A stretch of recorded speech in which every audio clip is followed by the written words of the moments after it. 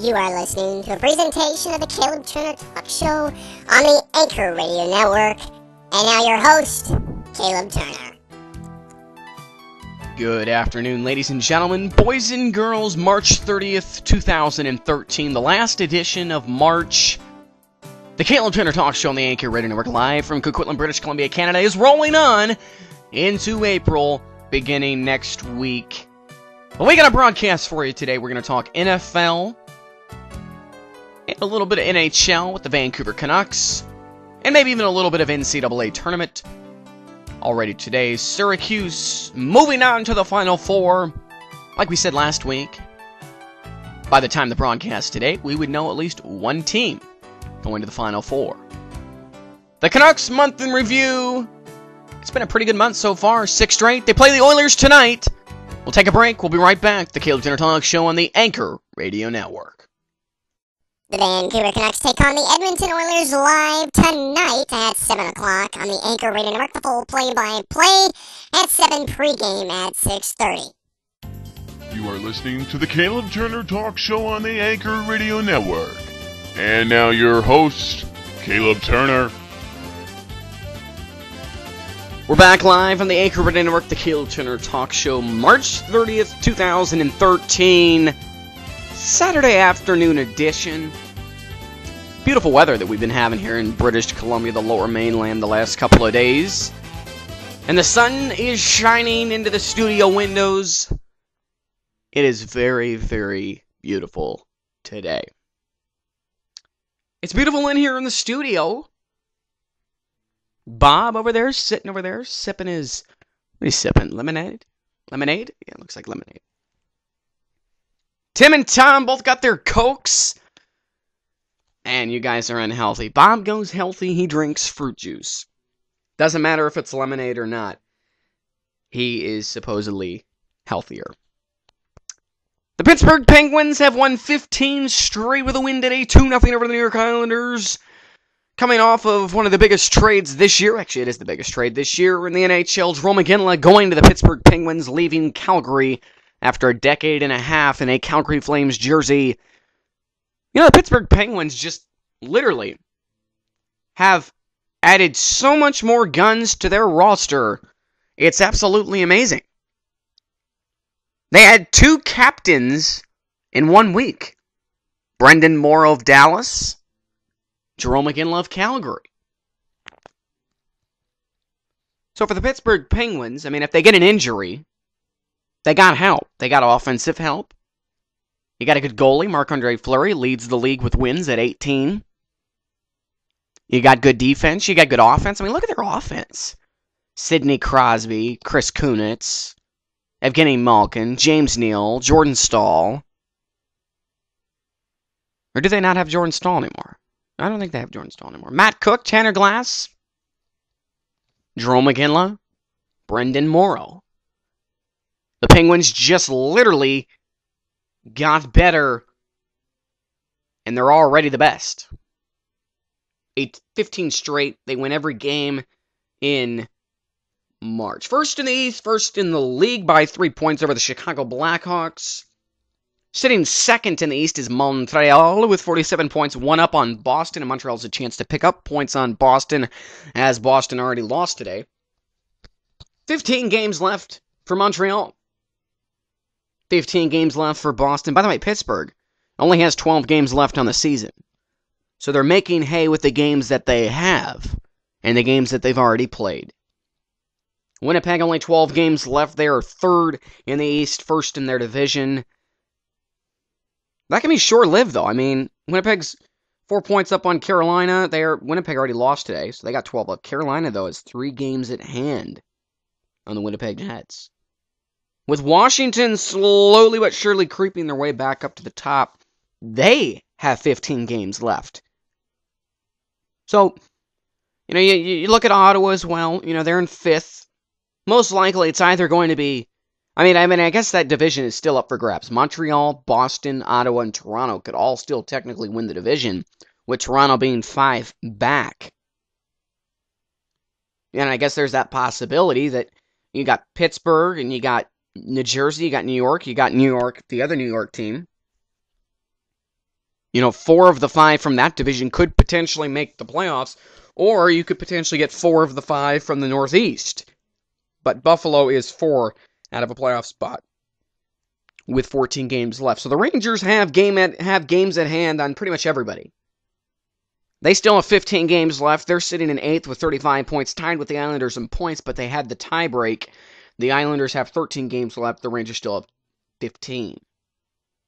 Toronto in 6th, Ottawa in 5th, Boston in 4th. Right now, if the playoffs started, it would be Boston and Ottawa, Winnipeg, Toronto, Montreal, New Jersey, and Pittsburgh playing the Rangers. With the ideal situation for Canadians would be that somehow Toronto can fall to 7th, Montreal can jump to 1st, and then none of the Canadian teams have to play each other. But Montreal will not get 1st. I mean, unless Winnipeg can fall out of the division and be in like 8th or something. Then you had to have Pittsburgh, Winnipeg first round, you'd have Montreal, New Jersey second round, and you'd have Carolina, Toronto with Boston and Ottawa playing each other. The ideal situation is to not have any of the Canadian teams in the East play each other in the first round. In the second round, go ahead, but you want to try to give all the Canadian teams a chance to get into the second round. In the West, it looks like it's just going to be one team from Canada making the playoffs, unless Edmonton continues to push toward it, which tonight the Oilers and the Canucks play, which this is a situation where you probably want the game to go to overtime if you're a Canadian hockey fan. As Canuck fans, an overtime game right now would be okay. We haven't played overtime. When was the last time we played in overtime? Did we just... we haven't played in overtime in quite a while. We haven't played in overtime since... Wow. Yeah, we haven't played in overtime... Well, no, we just played in a shootout against Columbus. We haven't had to have a game... We haven't had to have a game end in overtime, though, in quite a while. Games just end in shootouts. But I'm confident in the Vancouver Canucks. I'm confident in maybe the Edmonton Oilers making the playoffs. It's going to take a miracle, but they would have to leapfrog the likes of Columbus, Nashville, Dallas, and St. Louis to get into the playoffs right now. If it were to start today, and all those teams... Well, I mean, St. Louis and Dallas both have 15 games left. Edmonton does too, but Columbus and Nashville both have 13. So the Oilers have 2 games at hand on Columbus and Nashville. So a big game tonight, if you're thinking about it. A big, big game tonight for the Oilers playing against the Vancouver Canucks. But you got Chicago in first with 15 games still left on the season. So they have 2 games at hand on the Pittsburgh Penguins. 3 games in hand, actually. With Pittsburgh only having 12 left and Chicago having 15. So if you're going to talk President's Trophy, well, the Chicago Blackhawks are right there. By the way, Pittsburgh has not lost this year in overtime or shootout. They have not lost yet in overtime shootout. The only team right now in the top 14 from each. I think they're the only team right now. They're the only team left in the league that's not lost in overtime or shootout. You got Anaheim in second in the West with 50 points.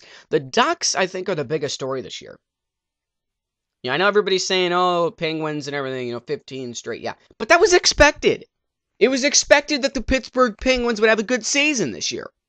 Sidney Crosby, healthy. Chris Kunitz, healthy and playing like madness. I mean, good night. Chris Kunitz is... The Pittsburgh Penguins have 2 guys in the top 3 in points. Between Crosby and Kunitz, you've got 100 points between 2 players on 100 points. The Vancouver Canucks have 60 points between the Sedins. Crosby and Kunitz right now are the best dynamic duo in the league, with Stamkos and St. Louis in second with 46 and 43. So with those 4 players right there, I mean, it's incredible. And then you look at goal scoring between 2 players, Kunitz and Neely, got 38 goals.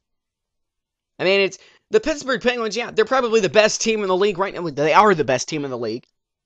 And maybe have had the best stretch and probably definitely the best March and probably the best season so far. But the biggest story right now of the season, in my eyes, I think is the Anaheim Ducks.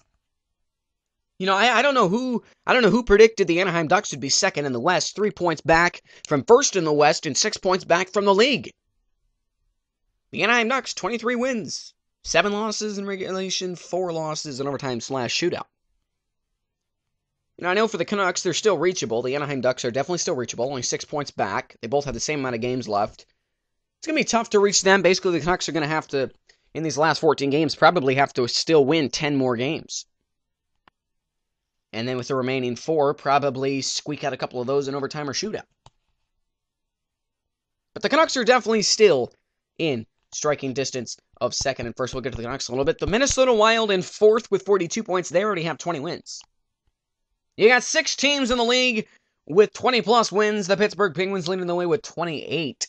Second, Chicago with 25. And you got 23 from Anaheim. A couple of 21s, Montreal and Boston. And a 20 from Minnesota. Tonight, the Canucks can get their 20th. There's a couple other teams that can get their 20th. The LA Kings sitting in 5th with 40 points. I mean, the playoff matches in the first round right now for the Western Conference are big. Chicago, St. Louis, if it were to start today. Anaheim and San Jose, a battle of two teams in the same division. Vancouver and Detroit, if the playoffs started today, that would be an incredible first round. And Minnesota and LA. So the Western Conference has some incredible playoff matchups right now if it were to start today.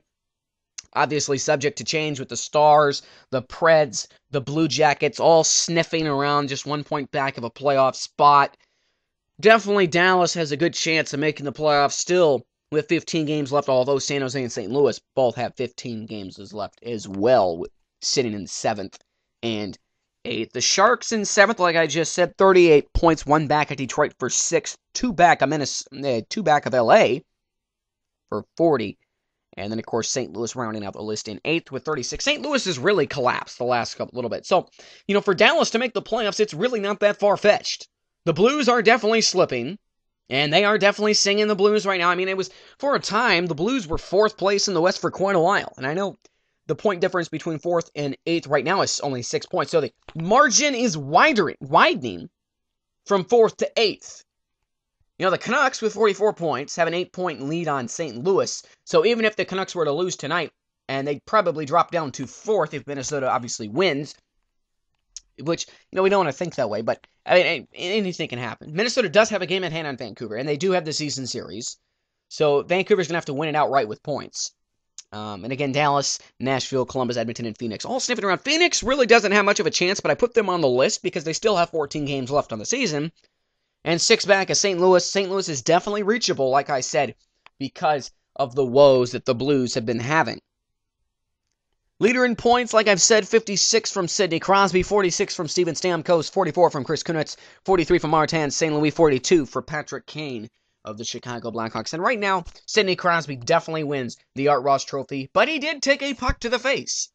So we'll see if, Crosby's back. I know he just had oral surgery.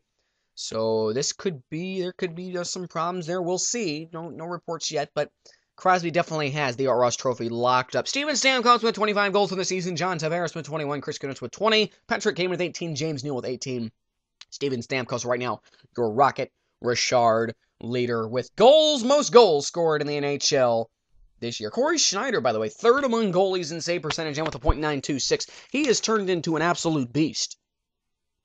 Corey Schneider has had the best month for goalies this year. Has had the best month out of all the goalies this month here in March.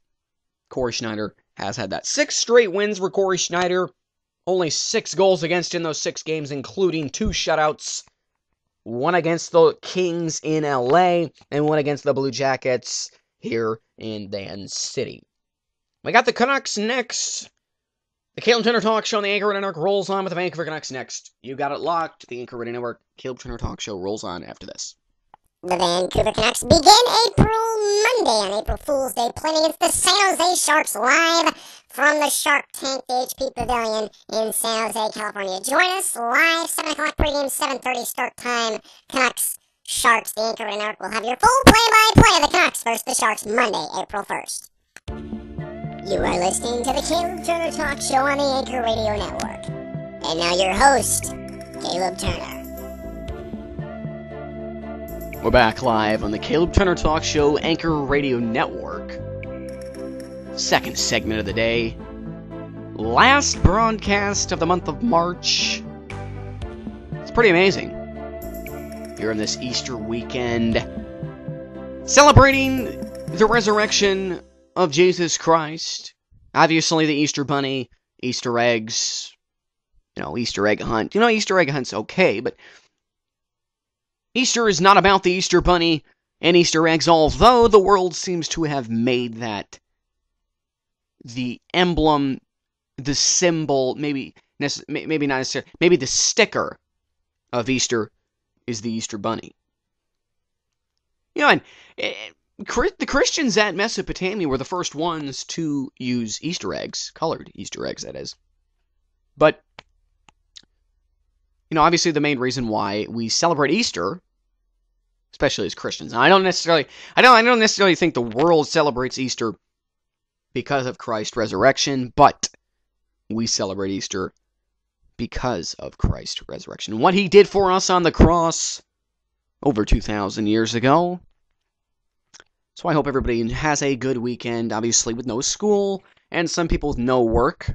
I actually had my spring break, 2 days off of school, Friday and Monday I will also have off as well. We roll on to the broadcast, the Vancouver Canucks. Sort of a month in review.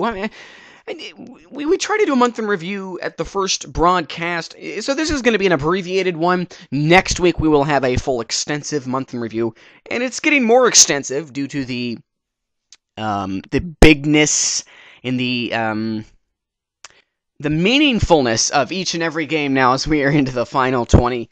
Bob's looking at me like, meaningfulness? Okay. And the bigness.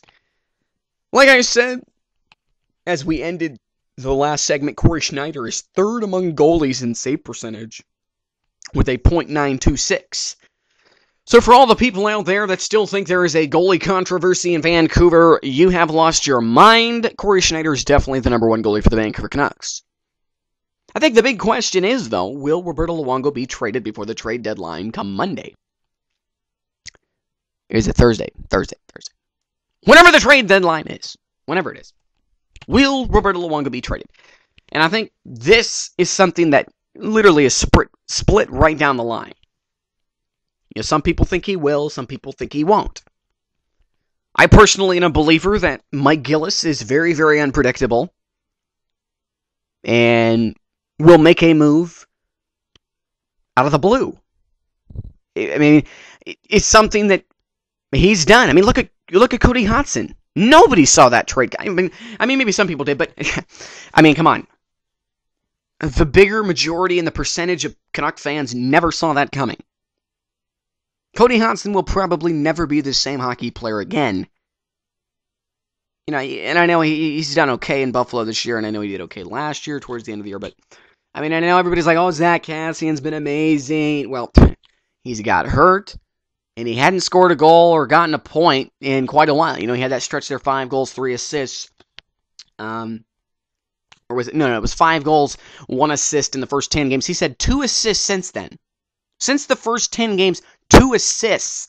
This guy was like Jeff Cowan, Todd Bertuzzi, and Trent Clan all put into one. And it was pretty amazing that streak only lasted the 10 games. And then the season set in for Zach Kassian. So everybody who said Zach Kassian was our hero, Zach Kassian was our savior, Zach Kassian was the next Raffi Torres, with Jeff Cowan mixed in and Todd Bertuzzi, with shades of Todd Bertuzzi, because he did have shades of Todd Bertuzzi in those first 10 games, but no. So the Cody Hodgson deal right now is still one of the worst trades the Vancouver Canucks have had and made. Now I know everybody says, oh, what was it? McGinley, Alexander McGinley. Now that was a pretty bad trade. Okay, but I mean, I'm talking about modern era, the last 13 years since the turn of the century. That, in my eyes, was probably the worst trade the Canucks had made. You got rid of one of your top prospects for a guy who hadn't really been proven yet, and I know he had a good offseason, had a good season with the Chicago Wolves to start, which that's something else. We're going to talk about the Wolves possibly moving out here to the lower mainland to play in Abbotsford. But, I mean, Zach Kassian honestly hadn't been proven yet. I know he's expected to make his return to the lineup tonight. He'll probably get a hat trick tonight and prove me wrong after all I've been saying. But right now, Zach Kassian is not the savior for the Vancouver Canucks. And it's not Alex Burrows, even though he had a pretty good month. It's not Mason Raymond. And, for goodness sakes, it's not Corey Schneider. The hero right now for the Vancouver Canucks, the savior for the Vancouver Canucks right now is Jannik Hansen. The spark plug, as I think we are affectionately calling him now. Jannik Hansen, 8 goals, 11 assists, 19 points, 2 game winners, 77 shots on goal. This guy is an absolute stingray. He is an absolute stingray, and he's turned into a mini Alex Burrows, but with speed. This guy literally had an absolutely incredible month in March, and he really, in these last 6 wins, has been a huge factor. The line with Hansen, Raymond, and Schrader has been absolutely lights out, with Higgins mixing in there sometimes. And, you know, I mean, it's pretty amazing what that line has done the last several games. And I give them all the credit. They've played well, and they've really been the reason why the Canucks have won 6 straight. I know Corey Schneider's had a huge factor in that. I'm not going to take anything away from Corey Schneider. 6 wins, 6 goals against, 2 shutouts, absolutely incredible. And he's only given up. You know, you look at his last 4 games, 3 goals in 4 games he's given up. 1 against Colorado, 2 against Colorado. It's funny. The 3 goals that he's given up has been against Colorado, and he has the shutouts there against LA and Columbus smashed in there. So the Vancouver Canucks now scoring their opponents 9-3 in the last 4 games. And in the 6 wins, stretch was at 5, 8, 12, 14-6 in their last 6 games. They've been outscoring the opposite team with only 2 goals given up twice.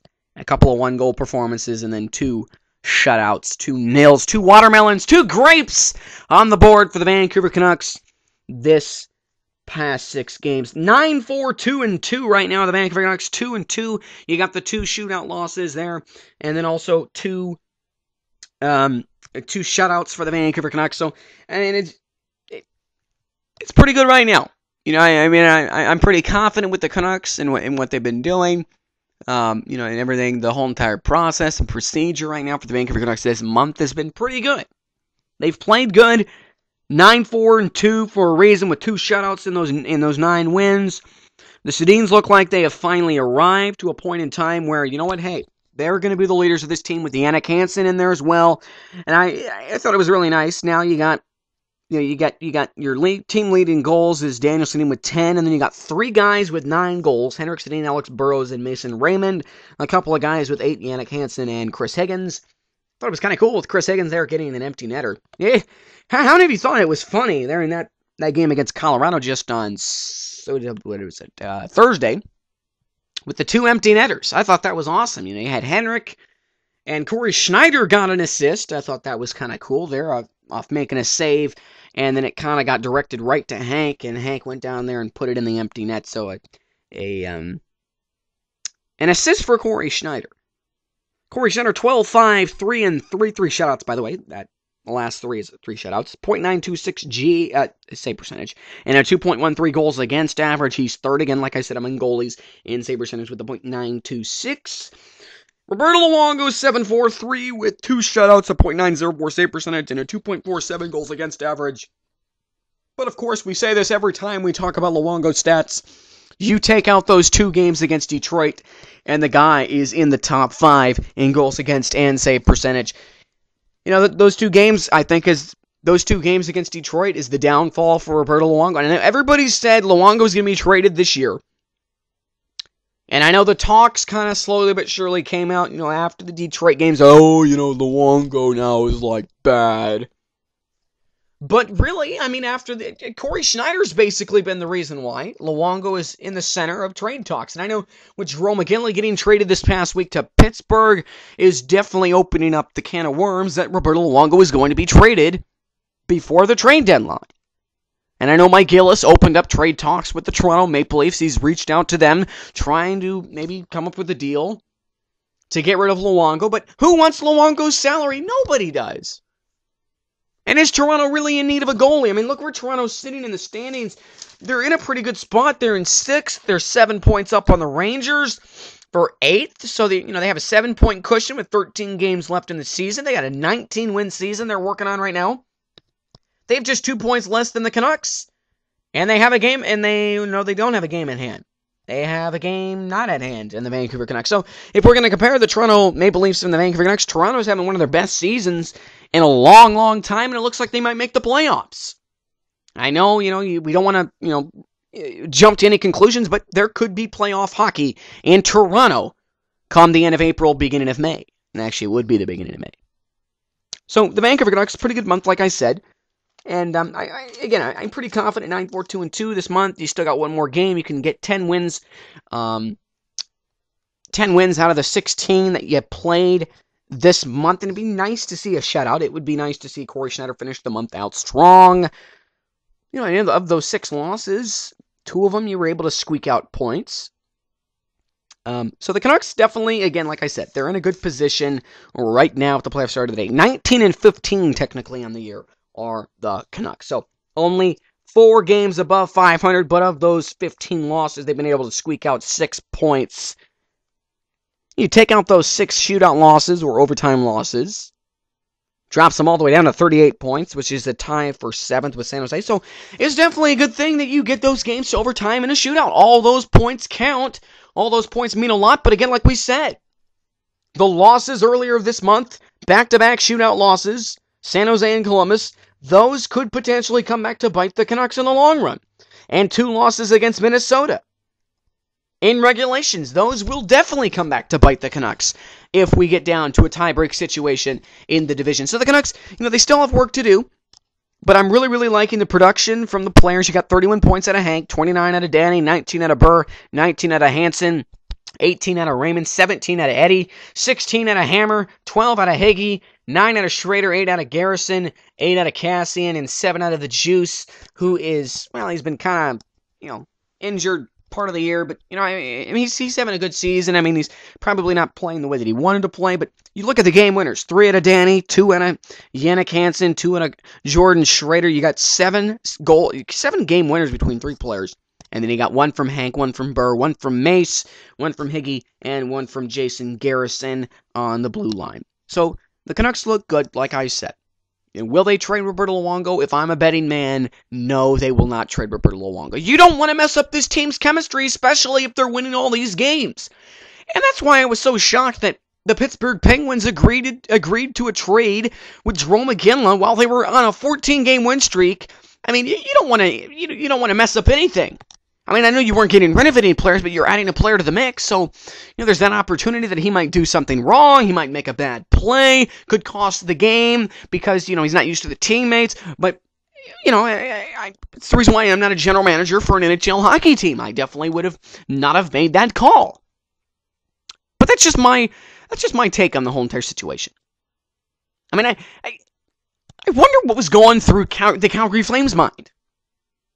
Calgary is not entirely out of the playoffs. Even though they are 14th, it's going to take a miracle for Calgary to get into the playoffs. I take everything back about Calgary. They are definitely not making the playoffs this year. They are rebuilding for next year. Thank you, Bob, for pointing that out. They are definitely rebuilding for next year, so you got a couple of draft picks from Pittsburgh with a couple of rookies that, don't play very good right now, but, Calgary's definitely in the rebuilding stage. The Canucks are not. And you don't want to mess up anything, so that's why I don't think Mike Gillis is going to make a deal before the trade deadline. Roberto Luongo is the most expensive backup goalie right now.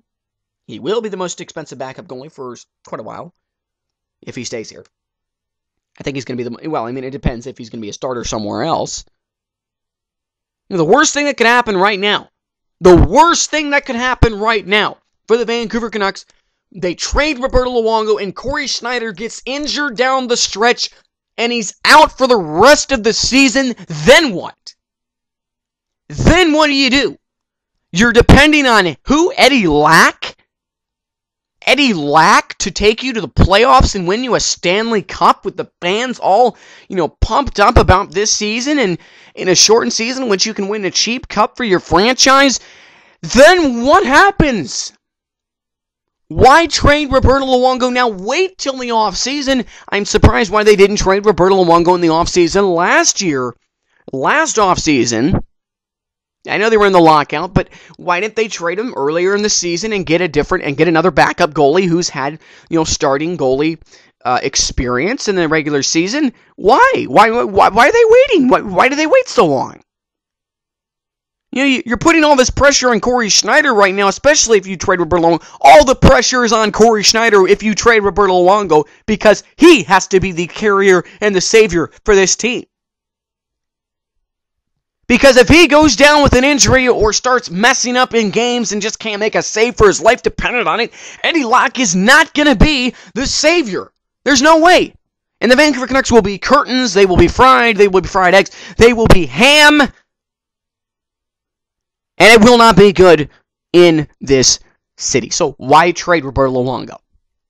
Why trade him? He's fine where he is right now. I know he's a lot of money, but I mean, you want to waste this season?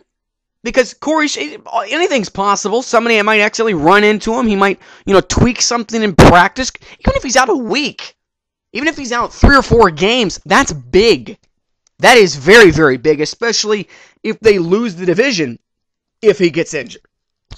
This is all if they trade Roberto Luongo. So my whole entire thing coming out of that is, why trade Roberto Luongo? No point at all. Roberto Luongo's been proven as a good starting goaltender in the regular season. Maybe, just maybe, he could somehow carry the Canucks back to the Stanley Cup Finals this year. But I'm really, really confident in Corey Schneider. I'm just saying, why trade Luongo when he's done okay this year? He's a proven goalie. He just can't really, we know he can't win the big one, but he's better than Eddie Lack, who has absolutely zero experience in the playoffs. And really, zero experience in the regular season. In fact, he does. No experience, Eddie Lack. Keep Roberto Luongo, and everything will go okay. You don't want to ruin the season. So, we'll take a break. We'll be right back to the NFL, talking about the transactions and some Super Bowl odds for my Seattle Seahawks. The NFL next. The Anchor Radio Network's Caleb Turner Talk Show rolls on after this. The Vancouver Canucks take on the Edmonton Oilers Thursday, 7 o'clock puck drop from Rogers Arena, live here on the Anchor Radio Network. You can hear the full play-by-play.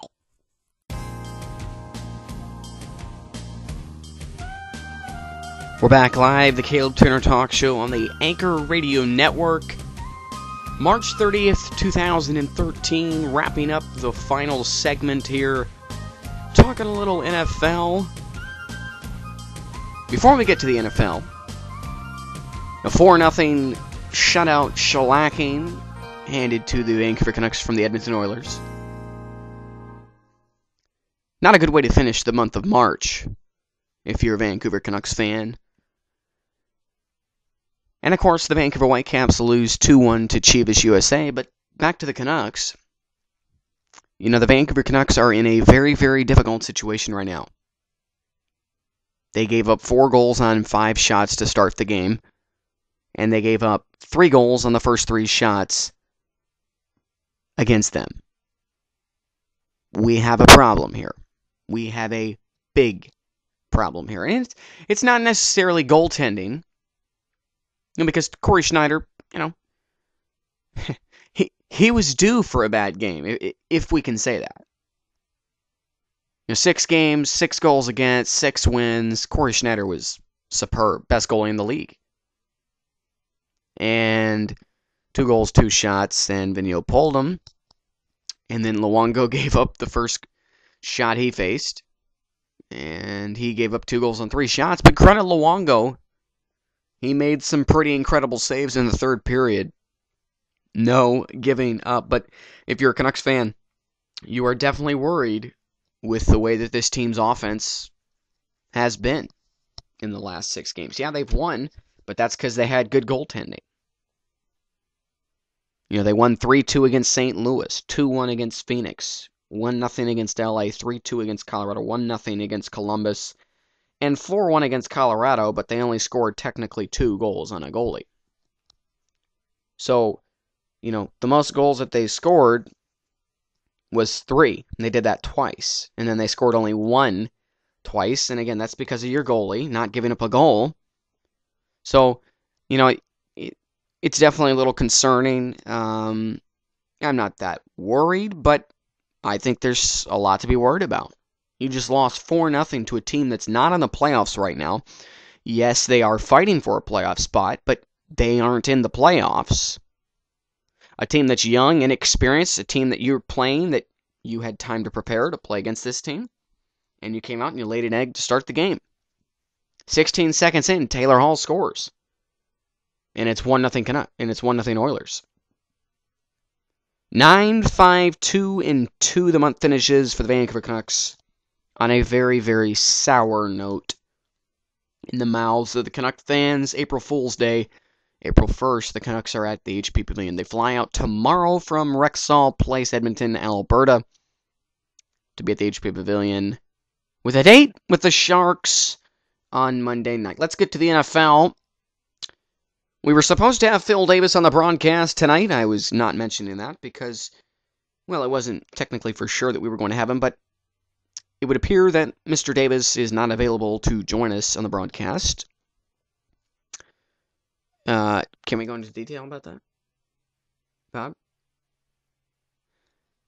Mr. Davis had a speaking engagement for the Pittsburgh Post-Gazette sports columnist, and so he was unable to join us on the show today. But in its place, we will still talk NFL and some of the free agent signings that have happened in the offseason. Started off with Joe Flacco re-signing with the Ravens. And no surprise there. You know, you win a Super Bowl, you're definitely probably going to get a new deal with the team that you won the Super Bowl with. No shock. Ed Reed, though, of the Ravens, signs with the Texans, so he leaves the Ravens, even though winning a Super Bowl. Mike Wallace of the Pittsburgh Steelers of last year signs with the Miami Dolphins this year. That's a little surprising and a little concerning if you are a Steelers fan, which Phil Davis, of course, is a Steelers fan. Pittsburgh Post-Gazette will be without Mike Wallace next year. Tony Gonzalez decided to come back one more year. You know, it's kind of funny because I heard so many interviews. I heard him personally, and it was all, yeah, this is going to be my last season, and, you know, let's try to go out with a bang. Well, he went out with a boom and lost there in the NFC Championship game against, was it the Giants? No, it wasn't the Giants. It was the Niners. No. Yeah, it was the Niners. And, you know, the Falcons had a big lead in that game, and the Niners came storming back and won. Greg Jennings of the Green Bay Packers, a little controversy here, signs with the Minnesota Vikings. And this is interesting because Percy Harvin left Minnesota to go play for the Seahawks.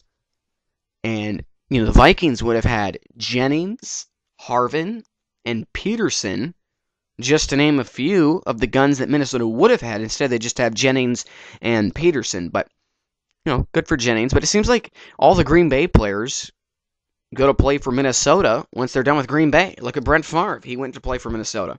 So there's just relationship there. Rivals, Wisconsin and Minnesota, close-knit states. Elvis Dumervil signs with the Ravens.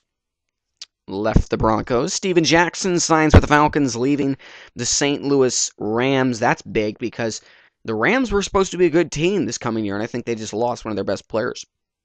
Reggie Bush signs with Detroit, leaving Miami. Percy Harvin, of course, signs with the Seahawks, the biggest offseason signing with Seattle. We were going to talk to Phil Davis about that signing, but we'll talk about that with him next week or whenever we can get him on the show. Rashard Mendenhall signs with the Cardinals. That's another Pittsburgh Steeler gone. And, well, I'll tell you, it's going to be tough for the Steelers. Matt Hasselbeck signs with the Colts. Back up to Andrew Luck. So, you know, Hasselbeck, ex-Seattle Seahawks quarterback, took him to a Super Bowl but couldn't get it done. Going to a team that has a chance with a very, very good young quarterback. Leon Washington signs with the Patriots, leaving Seattle. Punt returner. We got Percy Harvin, and Harvin is a punt returner. Washington is as well. And Wes Welker, one of the biggest offseason signings in the NFL, signs with the Broncos, leaving the Patriots. And, you know, I don't know if it was a surprise for me, but I think that, you know, it was a surprise for Patriots fans. Welker's been with the Patriots for quite a while now. And it seemed like he had a good relationship there with the coaches and the managers and the owners and, of course, Tom Brady, his quarterback. And he left. So he's going to go play for Peyton Manning in the Mile High City in Denver. Plaxico Burress resigns with the Steelers, so the Steelers have a wide receiver to deal with. Tony Romo resigns with Dallas. I think a $108 million contract for 6 years. making him one of the highest paid quarterbacks in the league. Seahawks, Matt Flynn is looking to be traded to the Oakland Raiders. It looks like that there could be a deal made, and the Seahawks reportedly are looking into possibly picking up Colt McCoy. So you would have Russell Wilson and Colt McCoy as your quarterback duo.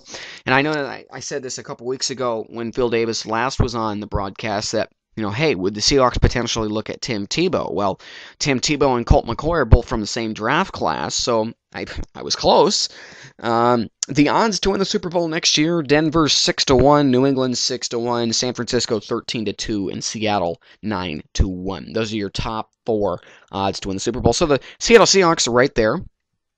Obviously, the Denver Broncos are up there because Wes Welker, and I think that the Broncos just got better. They just got better equipped. They got another gun into their lineup for Peyton Manning to use. And, I think they'll be just fine. New England, man, I don't know, 6-1 odds to win the Super Bowl. That's just because they're always a good team. I honestly do not think New England is going to have a very good year this coming season. I think Tom Brady's window is closed. Well, it's beginning to close. It's starting to... it's definitely getting close to the finish. Brady and the Belichick era, Double B, is just about done. For the Seahawks, they lost, of course, Jay Jones, Leon Washington. So far, Jones went to the Lions, and Washington, of course, went to the Pats. Unrestricted free agents that, of course, the Seahawks are going to want to look at re-signing: Deion Branch, Steven Hauschka, Ryan Longwell, Leroy Hill, and Marcus Trufant. I think of those 5, you definitely want to re-sign Marcus Trufant, Leroy Hill, and Hauschka, and then, of course, look at Branch and Longwell later. But I'm pretty sure that you want to try to re-sign all 5 of those players. Again, next week we will have a full preseason preview with Phil Davis of the Pittsburgh Post-Gazette. At least we're going to try to have him next week, are we? Okay, we're going to do everything that we can to have Phil Davis from the Pittsburgh Post-Gazette on the broadcast next week, talking NFL in our first of probably many preseason previews. That wraps up today's broadcast, March 30th, 2013, last broadcast of March. Next month, that's right, next month, next week, we will have a full month in review of March for the Vancouver Canucks. We're going to probably talk some Whitecaps, starting out 2-0, and then they've lost back-to-back games now, 2-1 both times. Tonight, losing to Chivas USA with the own goal there, as the first one off Davidson, and then Kevin Miller with the only goal for the Whitecaps in the second half. But coming up just short of the mark against Chivas USA. Again, thanks for joining us today, March 3, 2013. Rough way to end the month for the Canucks, but looking forward to what next month will bring us. The final month of the regular season begins on Monday for the Vancouver Canucks, taking on the San Jose Sharks live from the HP Pavilion, broadcast right here on the Anchor Radio Network at 7:30. The full play-by-play, of course. You've been listening to a presentation of the Caleb Turner Talk Show on the Anchor Radio Network. Thanks for joining us. Have a good weekend. Happy Easter. Remember this reason why we celebrate Easter. It's not Easter eggs and the Easter bunny. It's what Jesus Christ did for us on the cross, and of course his resurrection the third day. Thanks for joining us. Have a good night. Stay safe. Be careful on the roads. And enjoy the time off of work if you get the time off. Thanks for joining us. See you next week. You have been listening to a presentation of the Caleb Turner Talk Show on the Anchor Radio Network. Tune in every week for a new Caleb Turner Talk Show on the Anchor Radio Network.